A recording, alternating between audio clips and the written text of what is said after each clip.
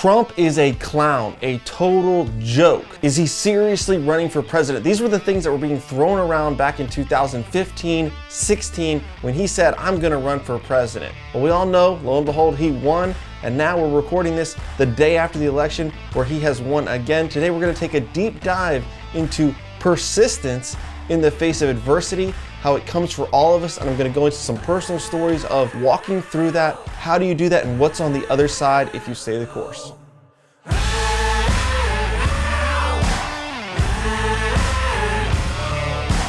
Hello and welcome to Unlock Your Life. I'm your host, Jennings Smith. Guys, we just had the 2024 presidential election.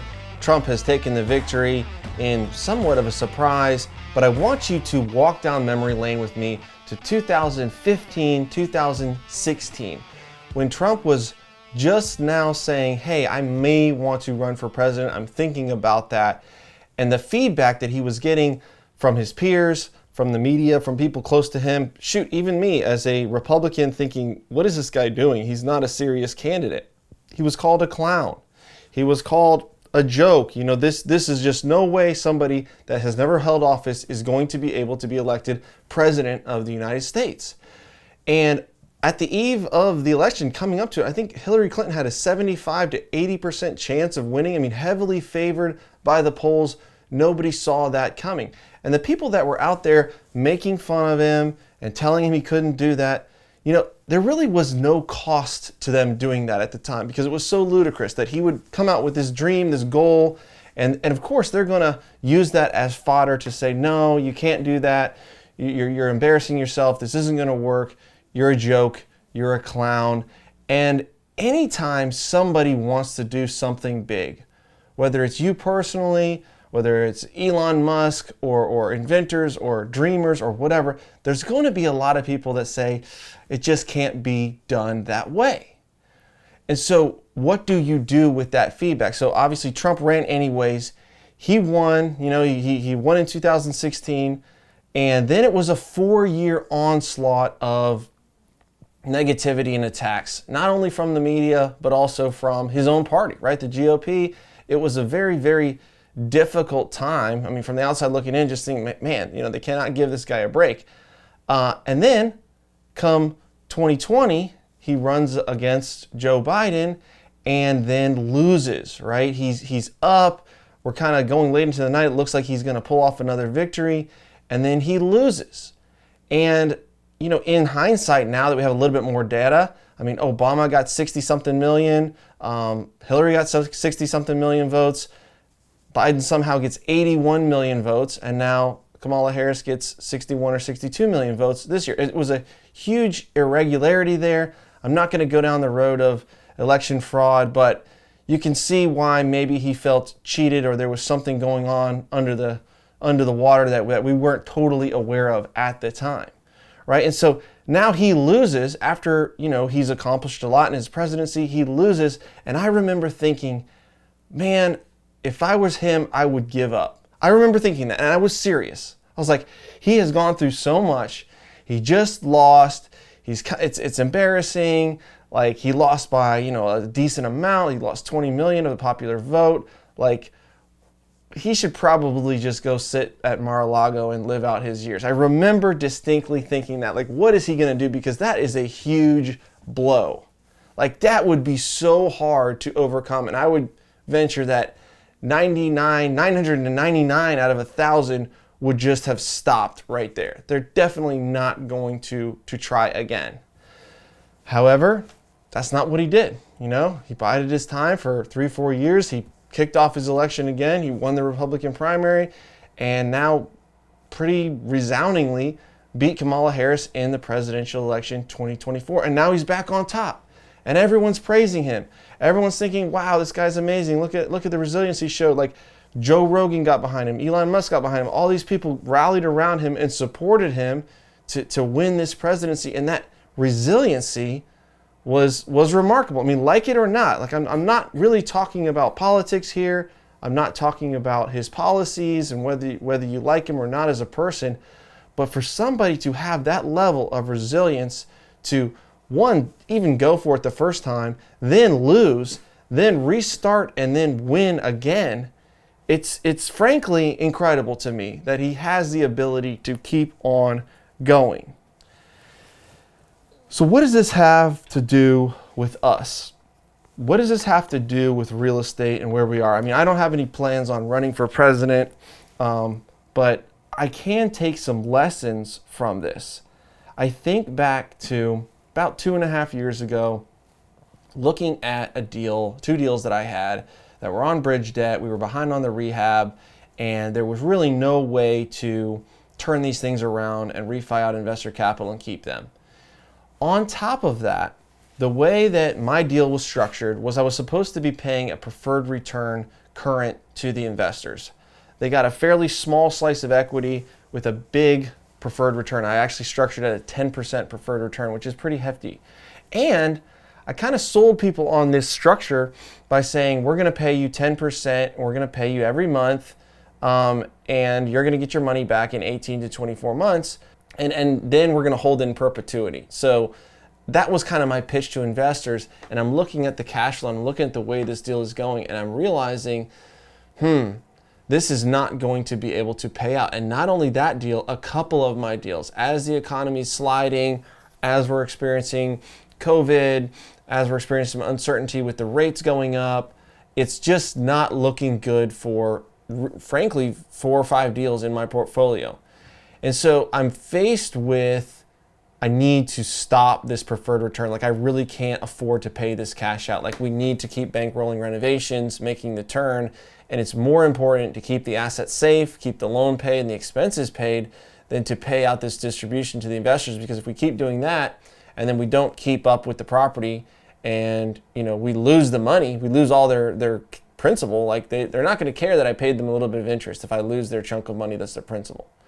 Okay, so I'm faced with this decision, and I want you to kind of go there with me, how that felt emotionally. Because I'll tell you the truth, I felt like a loser. I felt like a fraud. I felt like I had taken in this money, I had made these promises, I had bought these deals, and now I'm not performing on what I said. And I really felt like a charlatan.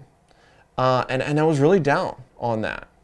So I talked to one colleague. He said, well, you could raise more capital to continue to be able to pay the preferred return.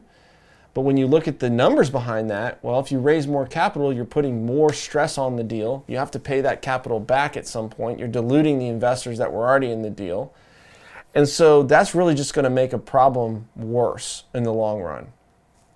So I decided I didn't really want to do that. So I talked to another mentor, and he said, well, I wouldn't say you're a fraud. I wouldn't say you're a charlatan or that you did anything wrong. I mean, there's some things that happened here, and you need to address them, and you need to address them head on. You need to call the investors, explain what's going on one-on-one, have conversations with them, tell them why you're stopping the preferred return, and tell them what you're going to do about it. And so that was the advice that I did. And it really sucked. Like, I had to pick up the phone, talk to each and every one of these investors and all these deals that we were turning off the preferred return, tell them, hey, you're not going to be getting a check in the mail anymore, and we'll turn it back on when we can. And that, sucked. I mean, most of them were cool with it. They understood, but none of them were super happy about that. And I was faced with my own little 2020 loss, right? If I'm comparing this to Trump in a microcosm, that's kind of where I was. It was like, man, you tried this, you had some wins, you did well, then, some deals went sideways, things didn't go your way. Now you're not winning, you're actually losing, and you're not fulfilling the obligations, you're not making people money. You know what? There was a little piece of my mind back in my head that was like, you should just stop. You shouldn't do this anymore. You're not good at it. You failed. Look at what you've done. Look at how embarrassing this is. You took in all this money. Like, they're never going to invest with you again. That you're never going to do another deal again. You've lost your confidence. Like, what are you doing here? Just stop. Quit while you're ahead, or quit while you're behind before you get any further behind. So what do you do there, right? Well, the first thing I needed to do was fix the problems, right? I didn't need to go out and buy another deal and compound my stress and compound the things on my plate, right? I needed to get the stuff on my plate done. And that's what I did. We focused heavily on operations. We switched to management companies. We started to improve the cash flows. We started to pay a lot closer attention to the financials. We started to really increase the leases and get the leases up and get the occupancy up. We refinanced buildings that need to be refinanced. We sold buildings that needed to be sold. And by taking decisive action there, we sold Lanier, which was one of our deals in Statesboro, Georgia, and ended up making like $800,000 or $900,000 profit after paying the preferred return back to the investors. So it wasn't a bad deal. We sold Clemson off at basically break even, got all the investors their money back, and gave them $50,000. So that was spread out over all of them. So not very much each. They each got a couple grand in interest. But we got out of that deal. We ended up selling off a profitable deal that we had in Indiana to get some cash in the bank, and just kind of kept chewing through those problems. And after about 18 months of doing that and getting on a lot more solid footing, sure footing, and getting debt paid off, getting deals that needed to be sold, getting them sold. So what that looks like now, right? Fast forward 24 months from that happening, maybe 36 months from that happening, we closed a 280 unit in Columbia, South Carolina. We bought a New York City hotel in Manhattan, bought a 108 unit in Louisiana. I'm closing on at my first commercial property in my town of Somerville on this Friday. So in 3 days, we're closing that. Buying a 25 pack of single family homes in the Midwest for $400,000. Phenomenal deal there. We've got Tulsa closing on Wednesday. That's been under contract since February. That's closing on Wednesday at a total profit of the deal for $4.6 million on that one deal. We sold Indiana at a profit of $900,000. We sold Mill Run. That's closing next Friday for a profit of $400,000. We've got another property, a 34 unit under contract to sell, which we're not going to make any money on, but we're going to stop the bleeding on that. Same with Moline. We've got that under contract to sell and is going to generate a profit for the investors. It's not going to generate a profit for me, but it's going to generate a profit for the investors. Opened up a lending arm, doing a lot of hard money lending, second position liens, first position liens. That's turned into a really, really profitable venture. And so because I kept going and I recognized, look at the skills that you've built. Look at what you've done over the last 4 or 5 years. Nobody can take it away from you. And the reason that you did those things was because you had the background of being a contractor for 15 years and being in rental real estate for 12 years. Like, you have something that no one can take away from you. And because you hit a bump in the road, because you hit a detour, because things didn't go your way, if you put your head in the sand and you run from this and you waste all of this, it's going to be a huge loss. It's going to be a catastrophe.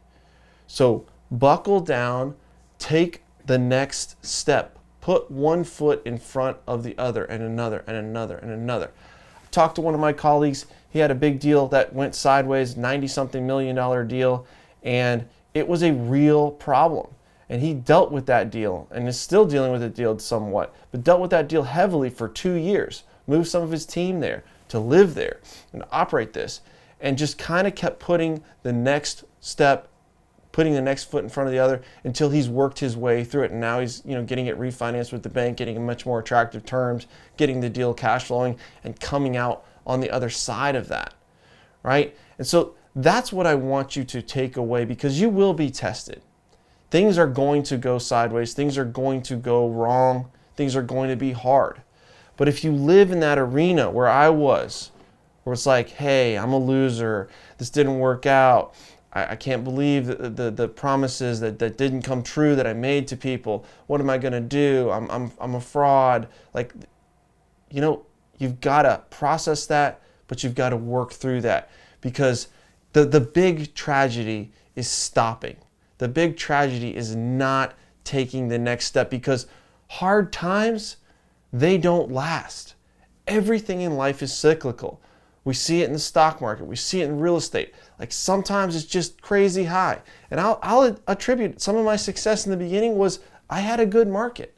I was buying in 2018, 19, and stuff was going crazy in 2020, 21, 22, right? And what goes up must come down. We saw values come down in 2023 and 2024. We saw rates go up, which is pushing volumes or values down. But things are cyclical. Rates are now coming back down, right? Trump has got elected. We'll see what that has to do with the rates and the economy. The stock market, it goes down, it goes up, it goes down, it goes up. And if you stay with it, right, you are going to be on top. So when you're hitting that first bump in the road, you're hitting that first dip, you're hitting those first hard times, they will not last. Imagine if Trump had quit, right? Imagine if he'd announced his candidacy in 2015, 2016, and he listened to all the people that were laughing at him, calling him a clown, and he never even tried. Think if he had quit after 2020. Hey, man, I lost. That sucked. That felt horrible. That was super embarrassing and crippling and tough. Like, I don't want to go through that again. But he didn't, right? And now, the hard times didn't last. He's back on top. He's back winning bigger and better than ever. I mean, he just won by a landslide victory last night, plus the Senate, plus the House. I mean, it was just a resounding victory for Donald Trump. And he's in a very different place than he was in 2020. So my encouragement to you, hopefully if you hate Trump, this didn't just fall on deaf ears, because the message is the hard times won't last. You've got to figure out, what is the next right thing for me to do? I need to talk to that investor. I need to call that guy. I need to face the music. I need to talk to the bank about refinancing. I need to put this property on the market to get it sold. And then I need to continue to find the next deal. I need to continue to make progress. I need to capitalize on the lessons I've learned, utilize them to make better decisions, wiser choices in the future, and continue to win, because these hard times will not last. All right, guys, have a great week. Take some time to unlock your life. Peace.